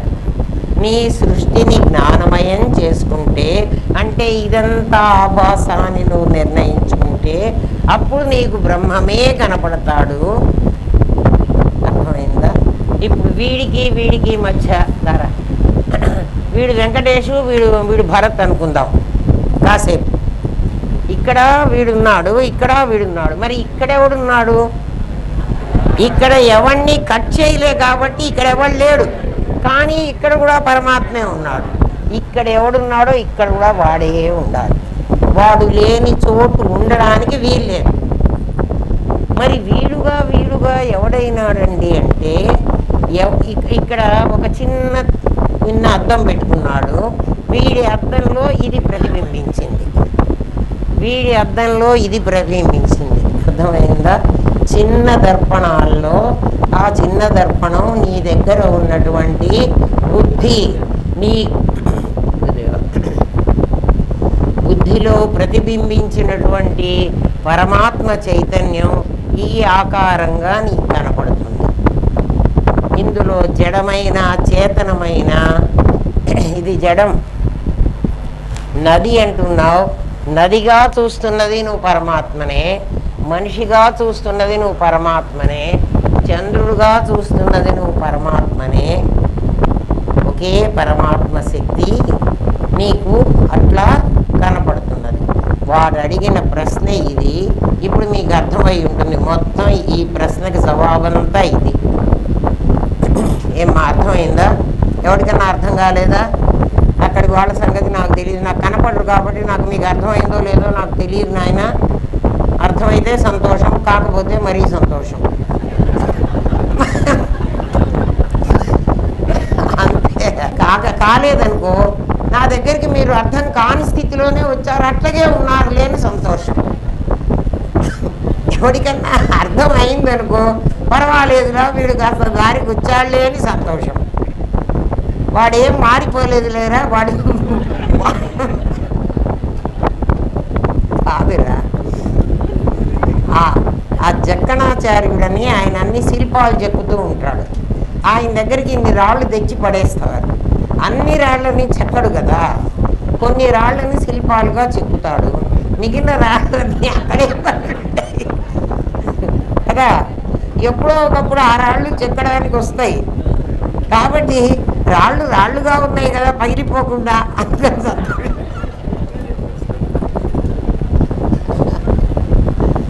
అంతేరా.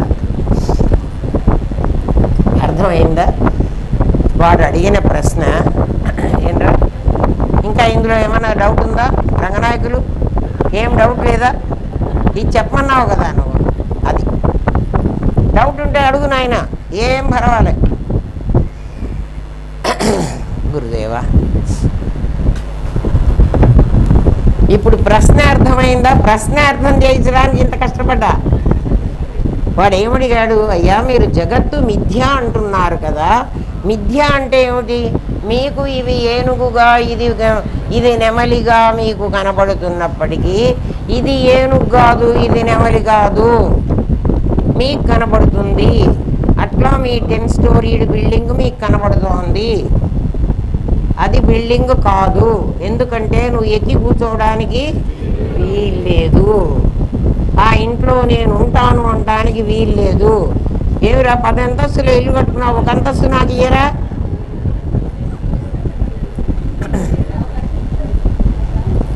మీరందరూ అంత పెద్ద ఇల్లు కట్టుకొని ఏం నన్ను ఇన్ని 10 అంతస్తుల ఇల్లు ఇన్ని కట్టారు, ఏం ఒక అంతస్తు నాకు ఇస్తే మీ సొమ్ము అంతా ఖర్చు అవుతుందా? అది మిథ్య. అది అది అర్థమైందా? బ్రహ్మ సత్యం, జగన్మిథ్య. బ్రహ్మ సత్యం, ఈ వైట్ పేపర్ అది సత్యం, దాన్ని ఎవ్వడు కాదంటానికి వీల్లేదు. జగత్తు మిథ్య. మరి జీవుడు, ఈ జీవుడు వీడు మనిషి, వీడు బ్రహ్మమే. బ్రహ్మమే అంటే అదే, అంటే అది ఎప్పుడైనా ఇది అయిందా? మరి ఇది అదిగా కనిపిస్తోందా? అదే ఇదిగా కనిపిస్తోంది. ఇక్కడ ఉన్నది చూడండి, ఎక్కడైనా అదే. అదే అంటే తత్తు. గురువు నీకు తత్వమసి మహావాక్యం చెప్పినప్పుడు తత్తు త్వమసి, ఓ కుండ నీవు తత్తువే. కుండతో చెప్తున్నాడు, ఓ కుండ నీవు తత్తువే. ఓ ఇది కుక్కనా పిల్లే? ఓ పిల్లి నువ్వు తత్తువే, నువ్వు అల్యూమినియం ఫాయిల్వే. ఓ నది నువ్వు కూడా అదే. అవునా కదా? ఇప్పుడు మీరు అర్థం చేసుకోవడానికి నన్ను 30 తిప్పలు పెట్టి 3 చెరువుల నీళ్లు తాగిస్తున్నారు కదా. ఎన్ని నీళ్లు తాగుతానో చూడండి.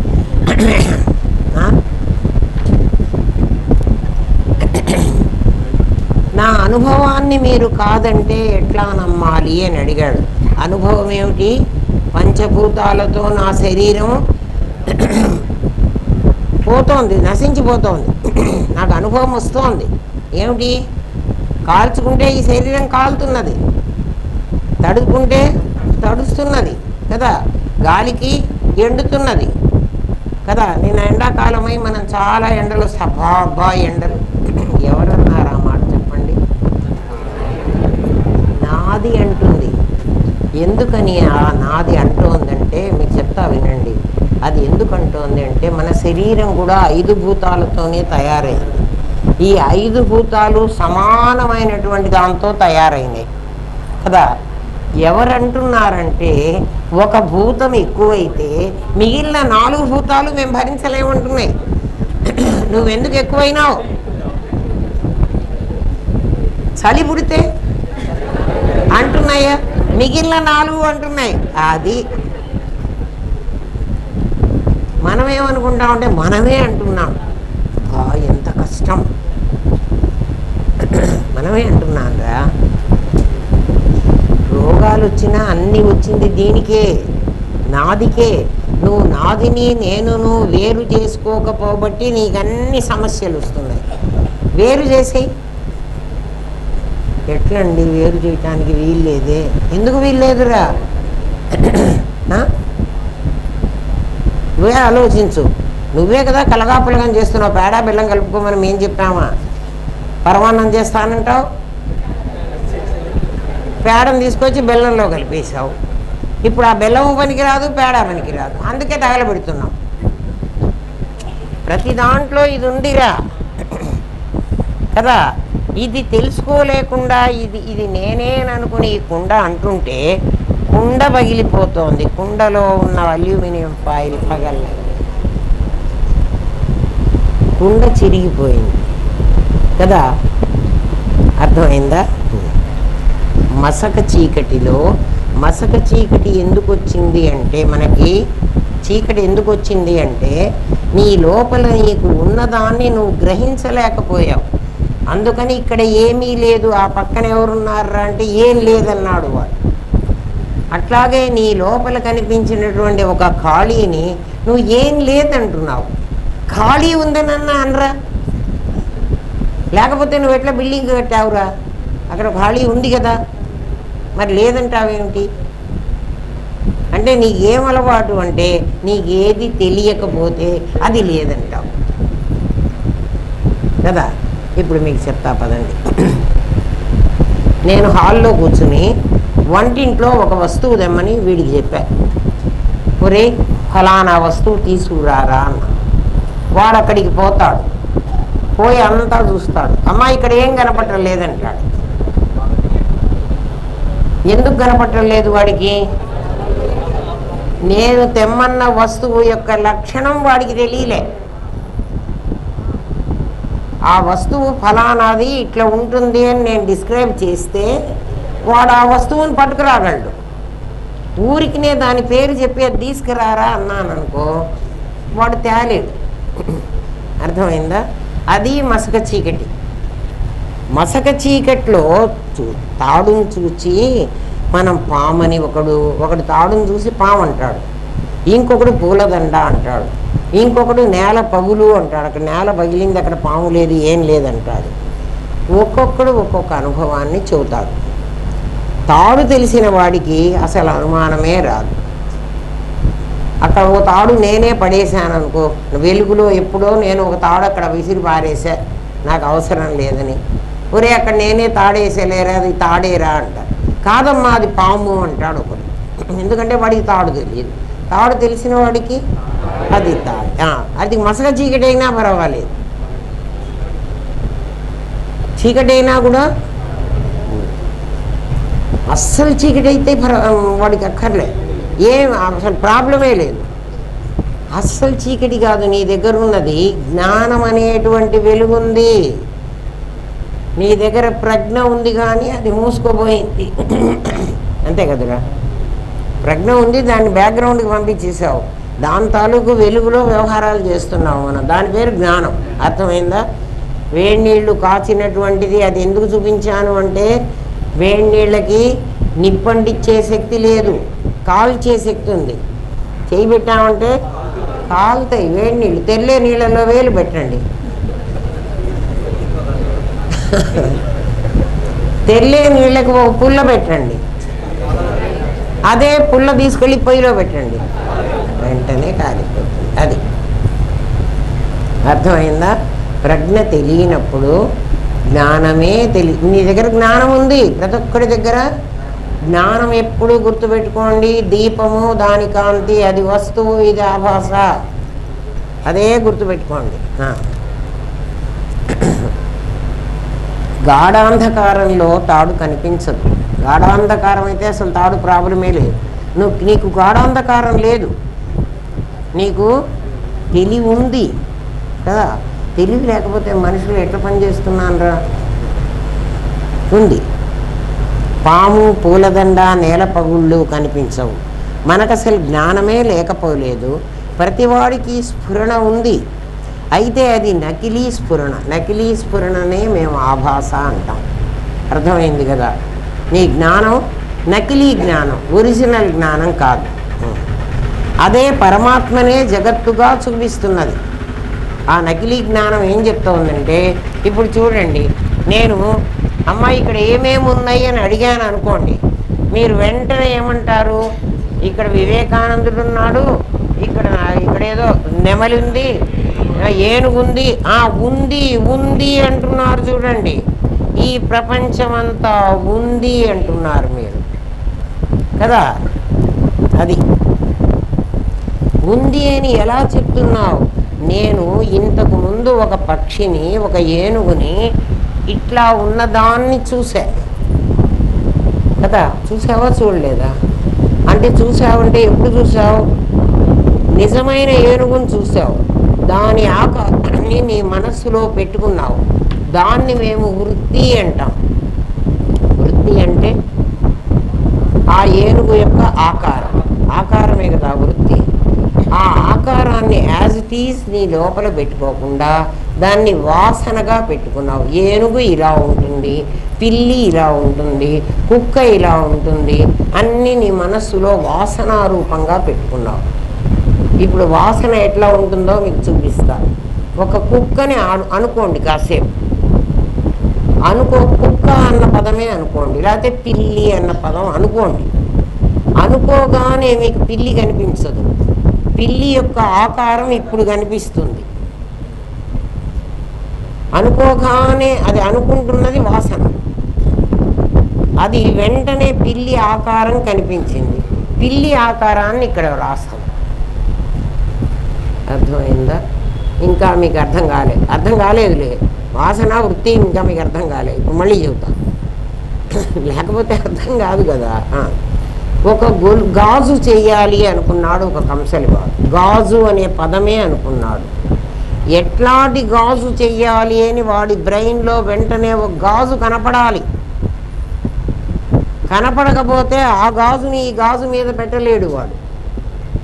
ఇప్పుడు పిల్లి మీద మీరు పెట్టారే అట్లా. ఒక శబ్దానికి ఒక శక్తి ఉంది. అది వెంటనే ఒక వస్తువుని, రూపాన్ని క్రియేట్ చేయగలదు.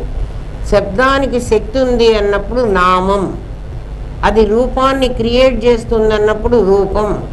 శబ్దం నామంగా ఉన్నప్పుడు అది వాసన, రూపంగా అయినప్పుడు అది వృత్తి. దాని రూపాన్ని మీరు పంచభూతాలతో చేస్తే అది క్రియేషన్, అది ప్లాను, ఇది ఎగ్జిక్యూషన్. ఇప్పుడు అర్థమైందా? ఇంగ్లీష్లో చెప్తే అర్థమవుతుంది. మరి ఏం చేస్తానరా, మనం అట్లా అలవాటు పడ్డాం కదా. అది ఐడియా, ఇది థింగ్. ఇప్పుడు బాగా తెలుస్తుంది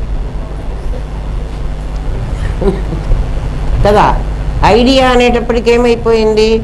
రూపం కనపడింది మీకు. దాన్ని థింగ్, వస్తువుగా తయారు చేస్తున్నావు. అటువంటి దాన్ని మళ్ళీ ఇంకొకటి దాన్ని చూసి అది ఐడియా పెట్టుకుంటాడు. వాడు మళ్ళీ ఒక థింగ్ తయారు చేస్తాడు. అది ప్రపంచం అట్లాంటిది.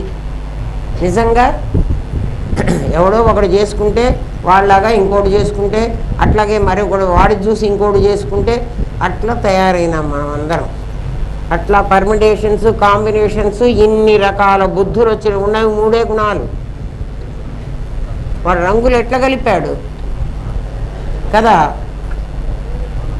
అట్లాగే 3 గుణాలను రకరకాల పర్మిటేషన్స్, కాంబినేషన్స్ వరకు కలిపితే ఎన్ని రకాల బుద్ధులు వచ్చినాయి చూడండి మనకి.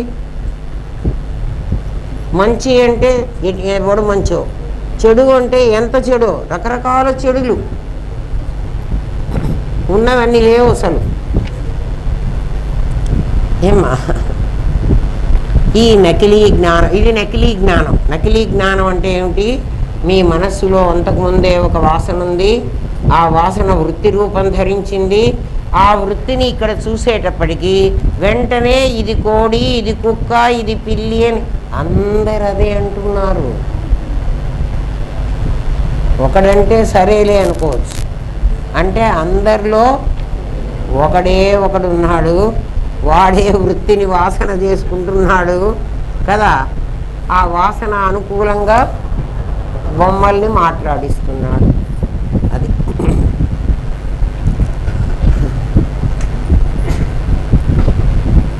అదే పరమాత్మనే జగత్తుగా చూపిస్తున్నది. అల్యూమినియం ఫాయిల్ని నీకు ప్రపంచంగా చూపిస్తున్నది. దాని వెనక మనం అందరం కూర్చున్నామంటే మనందరి వెనక ఏముంది? సచ్చిత్తులైన పరమాత్మ ఉన్నాడు. ఆ పరమాత్మ మీకు ఇంకా అర్థమయ్యేది చెప్తా వినండి. ఆ పరమాత్మ ఇదంతటా ఉన్నాక అక్కడక్కడ కట్ చేస్తే, ఇక్కడ కట్ చేస్తే వీడు వెంకటేష్ అయినాడు, ఇక్కడ కట్ చేస్తే ఇది రితిక అయిపోయింది, అక్కడ కట్ చేస్తే అది మాధురి అయిపోయింది, అక్కడ కట్ చేస్తే అది రాజీ అయిపోయింది. అక్కడంతా వాళ్ళు కాని చోట ఇదిగో ఇది నీకు కనపడిందా? నీకు కనపడలే. నీకేం కనపడింది? ఈ కట్ చేసిన పార్ట్ చూస్తున్నావు, అది నీ నకిలీ జ్ఞానం. నీ అసలు జ్ఞానంతో చూస్తే ఏం కనపడుతుందంటే ఆ ఖాళీలోనూ నేనే కనపడతా, ఆ మనిషిగా పొందింది కూడా నేనే కనపడతా. అంటే ఈ ఖాళీలోనూ ఈ అల్యూమినియం ఫాయిలే కనపడుతుంది, ఇక్కడ కూడా ఇదే కనపడుతుంది. అప్పుడు నీకు ప్రపంచం మిథ్య, కనపడదు. ఏదైతే కనపడకుండా పోతుందో అది మిథ్య కదా. ఏది కనపడకుండా పోతుంది? ఒక క్రియేటర్ దేన్ని క్రియేట్ చేస్తాడో, క్రియేటరు ఉన్నది మిథ్య. మీకు ఎప్పుడో చెప్పా కదా. ఆ తయారైన వస్తువు అబద్ధం. తెలిసిందా? సరే, నకిలీ జ్ఞానం చోటులో అసలైన జ్ఞానం కలిగించాలి. మసక చీకట్లో పామును చూచిన వాడికి అది తాడేనని శాస్త్రం చెప్పినా, గురువు చెప్పినా నమ్మకం కలగదు. విచారణ అనే సాధన ద్వారా అతడు సిద్ధిని పొందాలి. తాడును ప్రత్యక్షంగా చూస్తేనే అతడికి పామన్న భయం పోతుంది. ఎవరికి ఎందుకండి ఇంత సాధన చేయమని మమ్మల్ని ఇంత చంపుతున్నారు అంటే, ప్రత్యక్షంగా నువ్వు గనక చూడకపోతే నీకు సంసారం బాధ కలిగిస్తుంది. వాడు ప్రత్యక్షంగా తాడును చూడకపోతే, వాడికి దీపం పెట్టి తాడైనా చూపించకపోతే వాడికి పాము భయమే. ఒరే అక్కడ పోరా అంటే అక్కడ పాము ఉంది, ఎవడబోతాడంటాడు. అట్లా సంసారం నీకు ఎందుకు భయం కలిగిస్తోంది అంటే అది నీ దృష్టిలో అది యథార్థం, నా దృష్టిలో అది ఆభాస. అది మరి ఆ దృష్టి నీకు కూడా కావాలి. అందుకని నీకు ఆ దృష్టి కలిగించడం కోసమే ఇంత కష్టపడి పాఠాలు చెబుతారు. అర్థమైందా? అంతేగాని వాళ్ళ దగ్గర 4 డబ్బులు సంపాదించుకుందాం అని చెప్పకూడదు. చెబితే వాడు కూడా ఎవడైనా డబ్బు తీసుకుని నాకు ఇంత ఇస్తే, అది రమణానంద మహర్షి చెప్పలే, ఇంత ఇస్తే మీకు ఆత్మజ్ఞానం కలిగిస్తానని చెప్పాడట. అట్లాంటి వాడి దగ్గర నీకు జ్ఞానం కలగదు. నీకు వాడు తాడు దీపం పెట్టి వాడు తాడును చూపించగలిగితేనే వాడు డబ్బులు అడగడు కదా. ఆలోచించండి. నీకు పాము భయం పోవాలంటే ఇంకా ఏం చేసినా పాము భయం పోదు. పాము భయం ఏమిటండి అంటే సంసార భయం. సంసారం చాలా కష్టంతో ఉంది. ఏమిటండి సంసారంలో కష్టం? మేము చాలా హాయిగా ఉన్నాం, డబ్బు సంపాదించుకున్నాం, ఇల్లు కొనుక్కున్నాం, సుఖంగా ఉన్నాం. నాయనా నీకు పెద్ద భయం ఏమిటో చెప్పమంటావా? మరణం. ఏ క్షణం వస్తుందో తెలీదు. అందులో నువ్వు ఎవడు ప్రేమిస్తున్నావో వాడెవడు పోతాడో నీకు తెలీదు కదా. వాడు పోతే నీకు దుఃఖం కలగకుండా ఉండాలంటే కేవలం మందు ఇదే. లేకపోతే ఎవడు పోయినా ఆభాస అని తెలిస్తే కదా, అది తాడు అని తెలిస్తే అది నాగు పాము అయితే ఏమిటి, లేకపోతే కట్ల పాము అయితే ఏమి, పసిరిక పాము అయితే ఏమి, ఇంకే పాము అయితే ఉంది. అది పుట్టలో పాము కానంత వరకు అది బుట్టలో పాము కాదు, పుట్టలో పాము కాదు. ఇంకా నాకేం భయం కదా. అది తాడైనా, నేల పగులైనా, పూలదండైనా నాకు భయం లేదు. ఎప్పుడు భయం ఉండదు? దాని యథార్థ రూపం నాకు తెలిస్తే. సంసారం నాకు చాలా బాగుంది అని అనుకుంటే అంటావేమో పిచ్చివాడా, సంసారం బాగలేదు.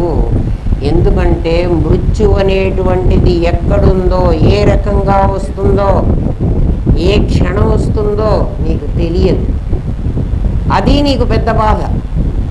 ఆల్ ఆఫ్ ఎ సడన్ ఎవడు ఎప్పుడు పోతాడో పోతాడు. నేను లావణ్య పోలే, నిమిషాల మీద పోయింది. నిమిషాలు కూడా కాదు, క్షణాల మీద పోయింది. పోతే ఇంకా మనం చేసేది ఏం లేదు. అందుకని నువ్వు ముందే నేర్చుకోరా. ఎప్పుడైనా మృత్యువు నిన్ను కాటు వేస్తుంది, ఆ రోజు అనుకుంటే ప్రయోజనం లేదు. అది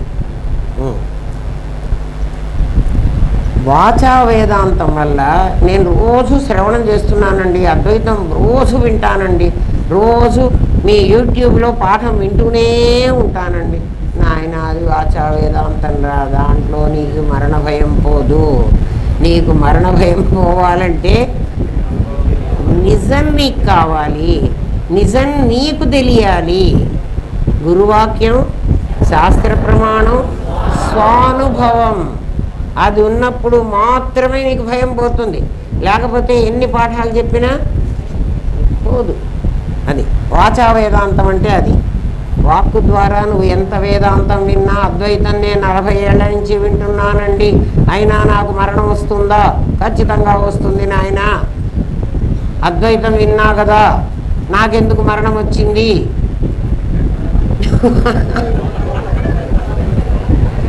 అయితే అద్వైతం అనుభవించిన వాడికి మరణం రాదా అండి? వాడికి మరణం రాదు. వాడికి ఏమొస్తుంది? వాసాంసి జీర్ణాని యథా విహాయ. పాత చీర అయిపోయింది, చిరిగి కూడా పోయింది, కుట్టుకుని కట్టుకున్నాను. చిరిగిపోతే ఏం చేస్తాం? కుట్టుకుని. మరి ఆపరేషన్లన్నీ ఏందిరా నాయన? కుట్లన్నీ ఏమిట్రా? చీర చిరిగిపోతే కుట్టుకోలేదా? కొత్త చీరలు కొనుక్కున్నావా? ఒక్కసారి కొత్త చీర కొనుక్కుంటా. ఎందుకంటే కుట్టి నా చీరంతా చిరిగిపోయింది. ఎన్ని కుట్లు కుట్టినా. నా టైలర్ ఎవరో తెలుసునా? డాక్టర్. మీ టైలరు మీకు ఎవడైనా టైలర్లు కుట్టి పెడతారు కదా, కానీ నా టైలరు డాక్టర్. వాడు పాపం ఎన్నిసార్లు కుట్టి అమ్మ ఇంకా చిరిగిపోయింది, ఇక పనికి రాదు, ఇంకా వదిలేసేయంటే పాత చీరే కట్టుకొని అట్లనే వస్తున్నా కదా. వాసాంసి జీర్ణాని యథా విహాయ. భగవద్గీత ఏం చెప్పిందిరా? మనకు అర్థం కాకపోతే ఎట్లాగురా? అంటే అద్వైతం తెలిసిన వాడు చావడా? వాడు కూడా చస్తాడు. ఎవడు చస్తాడు? వాడు నాది చస్తుంది, వాడి నేను చావడానికి వీల్లేదు. ఎందుకంటే నేను అసలు పుట్టలేదు కాబట్టి నేను అసలు చావను. నీ శరీరం ఎట్లా పోతుందో వాడి శరీరం అట్లాగే పోతుంది కదా. నువ్వు నీ ఆస్తిని ఆస్తి అనుకున్నావు, వాడు అస్థిని ఆస్తి అనుకున్నాడు. అందుకని వాడు అస్థి ఎప్పుడు ఉంటాడు, వాడు పోడు. అర్థమైందా? మీకు తేడా తెలిసిందా? అసలు ఆస్తి అర్థం తెలిసిందటరా?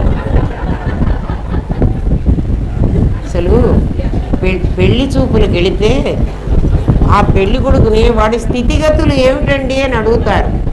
వాడి స్థితిగతులు అంటే మీకు అర్థమైందా? వాడు స్థితి అంటే వాడు బతికుంటే మా పిల్లకి ఏం పెడతాడు, వాడు గతిస్తే. పెళ్ళికి పోయినారు వాళ్ళు. ఎవరైనా పెళ్లి కొడుకు వాళ్ళ ఆస్తి గురించి ఎందుకు అడుగుతున్నారు? వాడికి ఏం ఆస్తి ఉంది, ఎన్ని సిఆర్లు ఉన్నాయని ఎందుకు అడుగుతున్నారు? మన ఇంటికి పిల్లనివ్వడానికి వచ్చిన వాడు మీ పిల్లవాడు చస్తే అంటున్నాడు, మొదలుపెట్టాడు. అంతే కదా. వాడికి ఆస్తి ఎందుకురా? వీళ్ళకి ఎన్ని కోట్లు ఉంటే వాడికి ఎందుకు? మీ స్థితిగతులు ఏమిటండి అని అడుగుతాడు. మీ ఇల్లు వాకిలి చూసి వస్తానంటాడు. వాళ్ళ ఇల్లు వాకిలి వీడెందుకు చూడాలి అంటే, ఒకవేళ వీడు చస్తే శుభం పలకరా పెళ్లి కొడక అంటే చూడు ఏమంటున్నారు. మనం మాట్లాడే మాటల్లోనే ఉందిరా కదా. అదేమో తప్పు కాదంటారు పైగా. ఆస్తి అడగకపోతే ఎట్లండి అంటారు. వాళ్ళ ఆస్తి నీకెందుకురా? నీకు ఇస్తారా ఏమన్నా? వాళ్ళకి నువ్వు పిల్లనిస్తున్నావు కానీ వాడాస్తి నువ్వెందుకు అడుగుతున్నావురా? ఎందుకు అడుగుతున్నానంటే వాడు ఒకవేళ చస్తే గతి, స్థితి, గతి. ఇంకా దాని అర్థం ఇంకా కరెక్ట్గా చెప్పనా మీకు?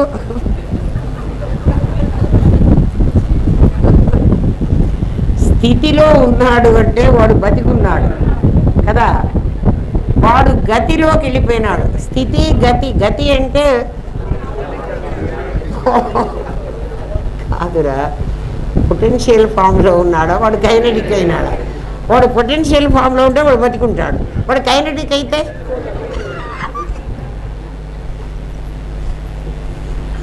అర్థమైందా? మనం మామూలుగా మాట్లాడుకునే మాటల్లోనే అద్వైతం ఉంది.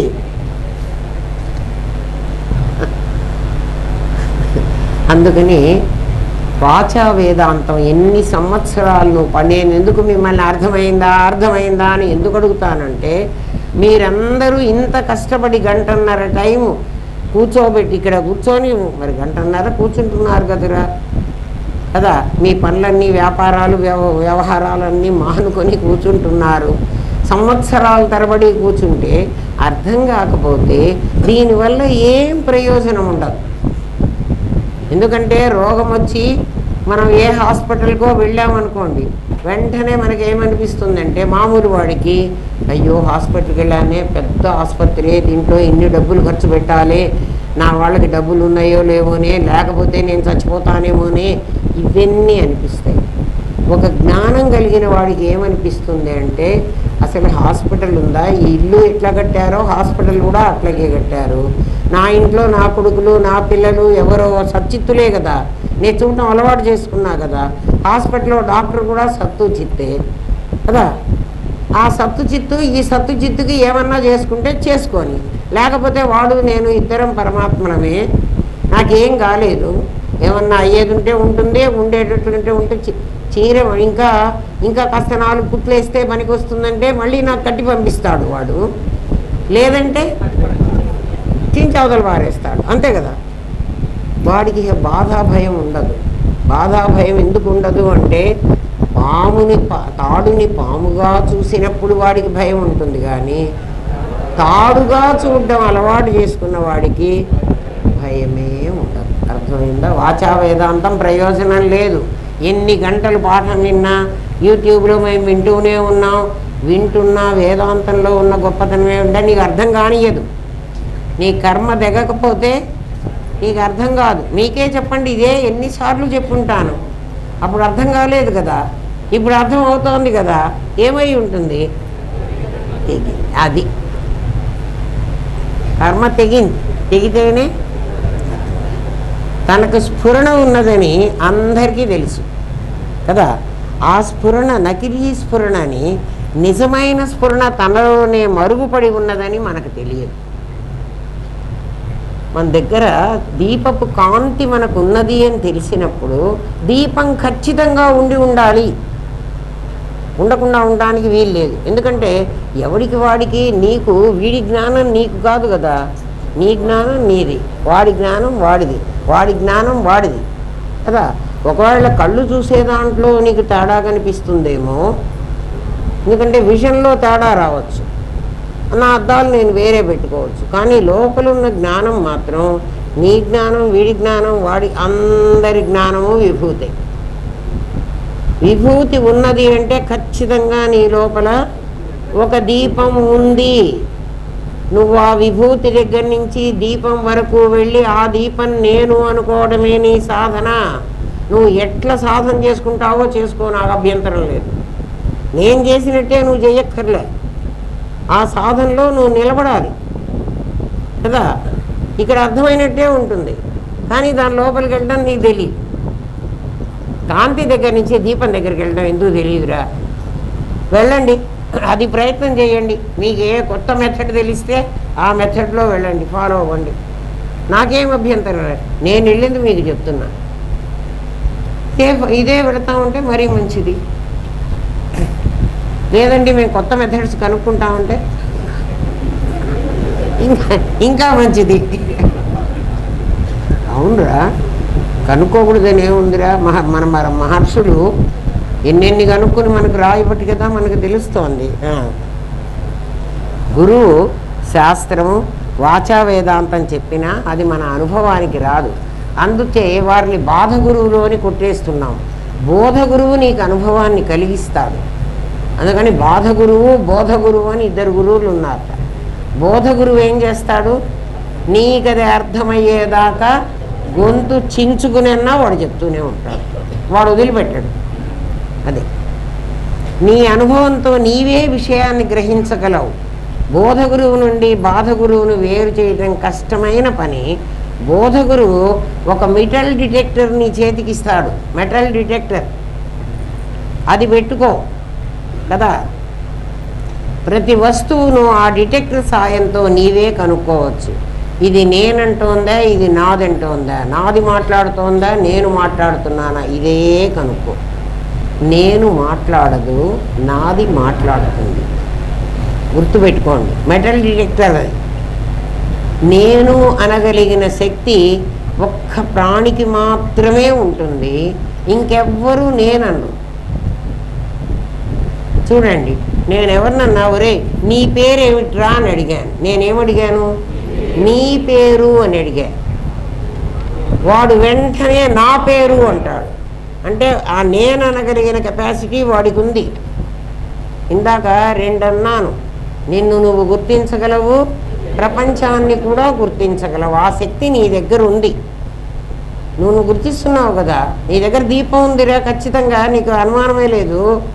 అంటే ఒక నేనున్నది, ఒక నాది ఉంది.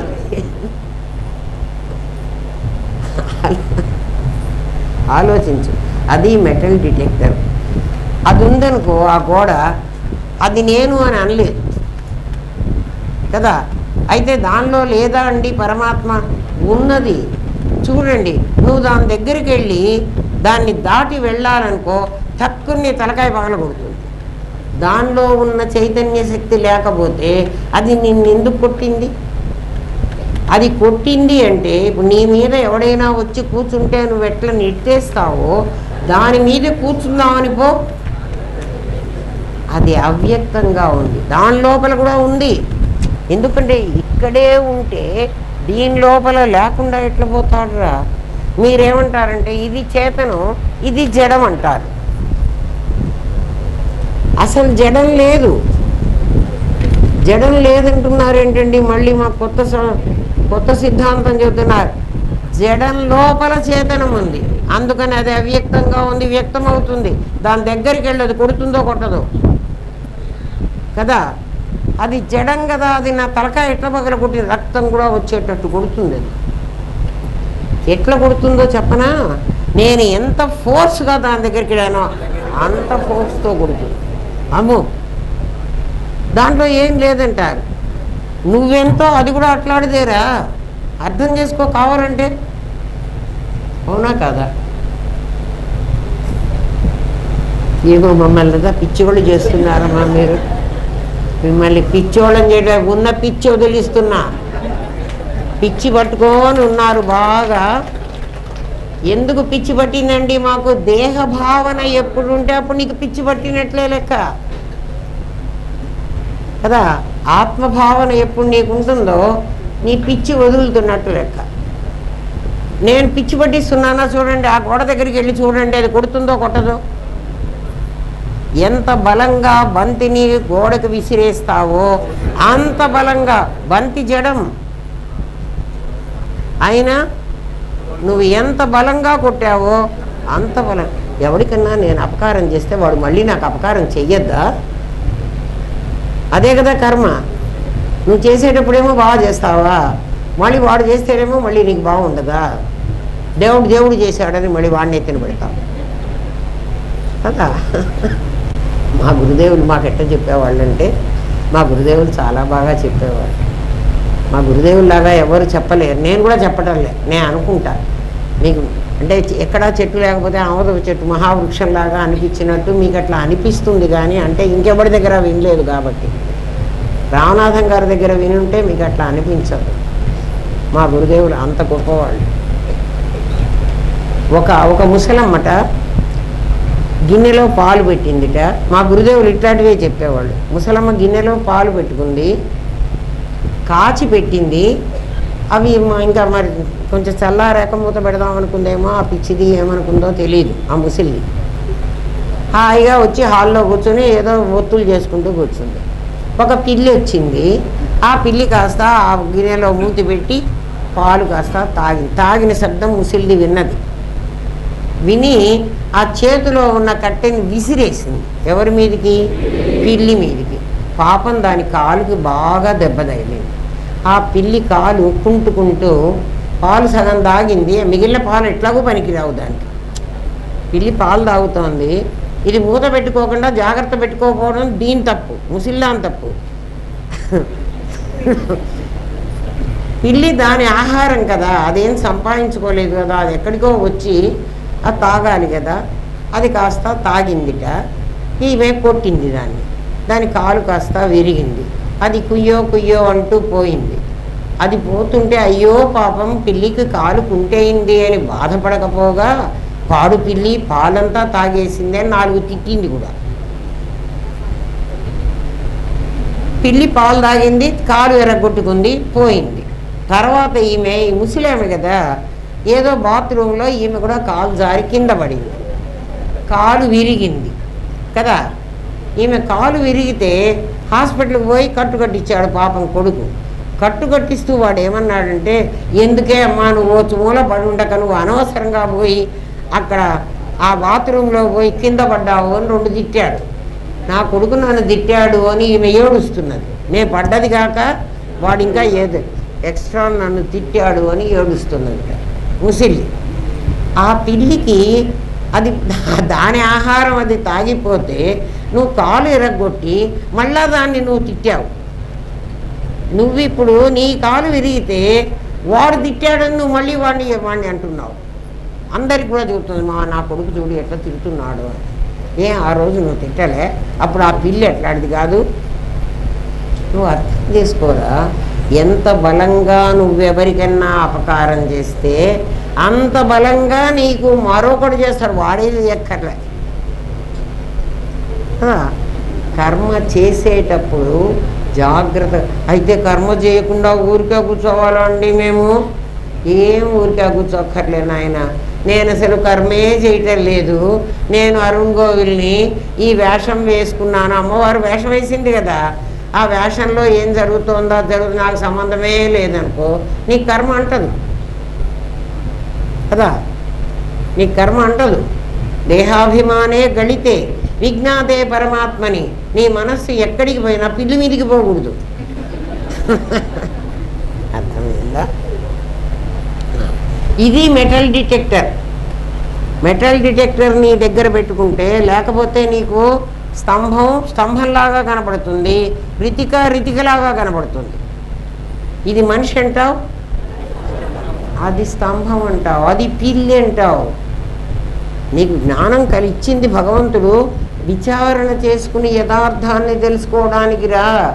స్వార్థం పెంచుకోవద్దు, యథార్థం తెలుసుకో. అది మెటల్ డిటెక్టర్.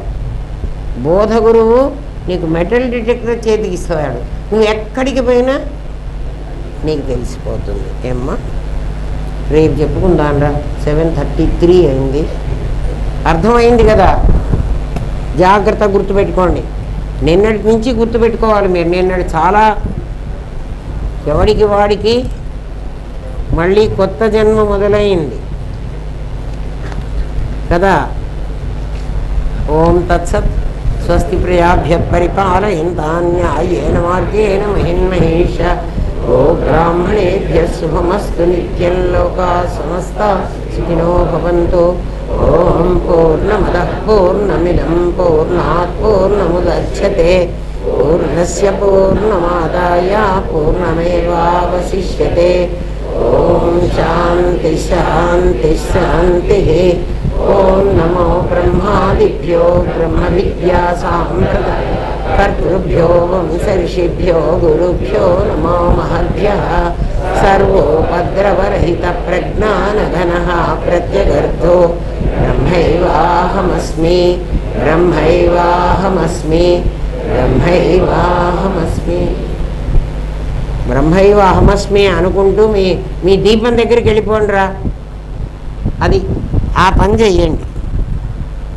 రోజు అట్లా వెళ్ళడం అలవాటైతే రోజు దీపం దగ్గరే ఉండడం అలవాటైపోతుంది. అది